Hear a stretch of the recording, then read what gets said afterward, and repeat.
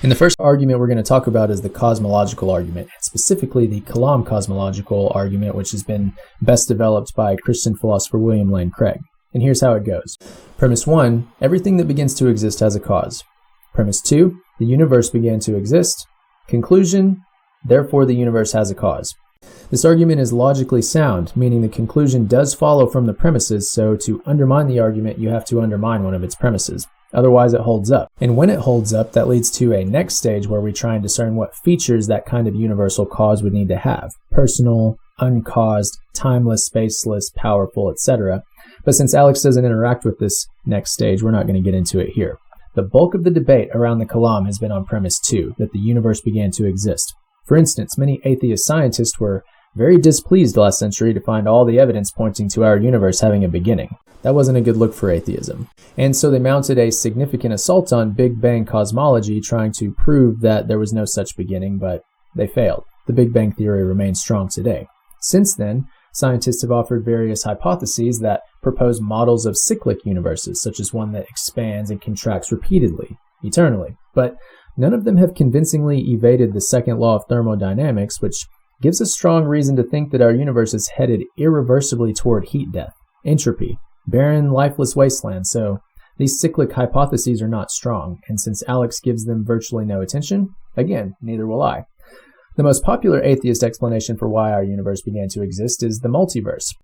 In Alex's words, the Big Bang isn't said to be the beginning of the universe. It's just the beginning of everything we know of. In other words, there may be universes out there the scientists just haven't observed yet.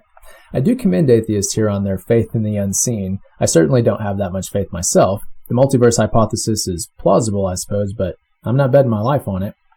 Stephen Hawking was a major proponent of the multiverse hypothesis, and at the beginning of his book, A Brief History of Time, he tells the story of a scientist giving a lecture on the Earth orbiting the sun. And a little old lady stands up at the end and says, "That's all rubbish. The world is a flat disk supported on the back of a giant tortoise." And the scientist smugly asks, "What's the tortoise standing on?" "Very clever, young man," says the lady. "It's turtles all the way down." I love that story. Anytime a Christian asks, where did our observable universe come from? It had a beginning. It had to come from somewhere. Many atheists will say, "Very clever, Mr. Christian, but it's universes all the way down." Yeah, the idea of an infinite regress does sound pretty absurd if you think about it, and in fact there are strong philosophical reasons for thinking an infinite regress is actually impossible.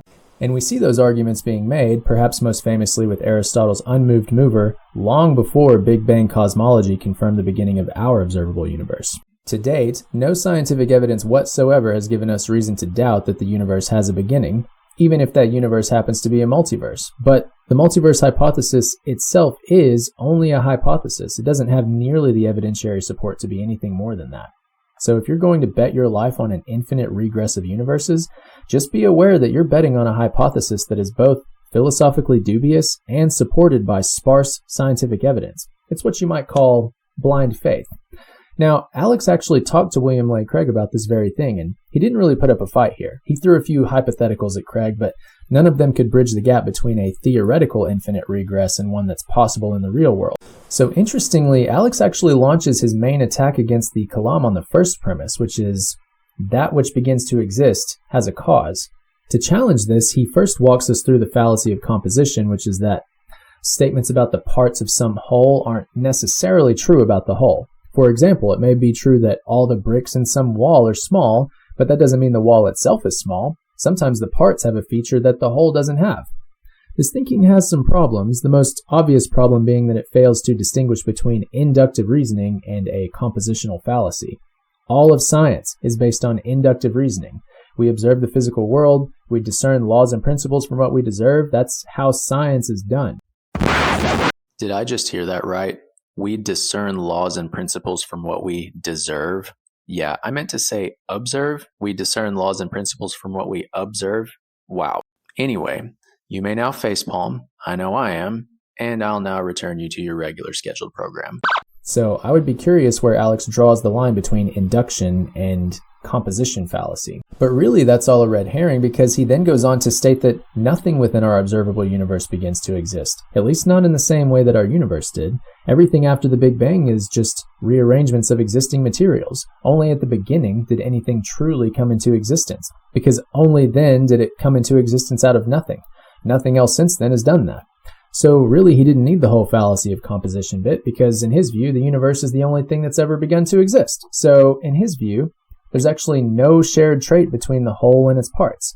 Now, you may be wondering whether Alex's view here is a fringe view in the philosophical community. Yes. So, Alex argues it's possible that our universe just has a certain pop uncaused into existence out of nothing quality to it. Maybe that's what a universe is. It's a thing that just creates itself out of nothing and for no reason. In reply, I offer this quote that has been often attributed to G.K. Chesterton, but in fact appears to have popped into existence out of nothing, he actually said.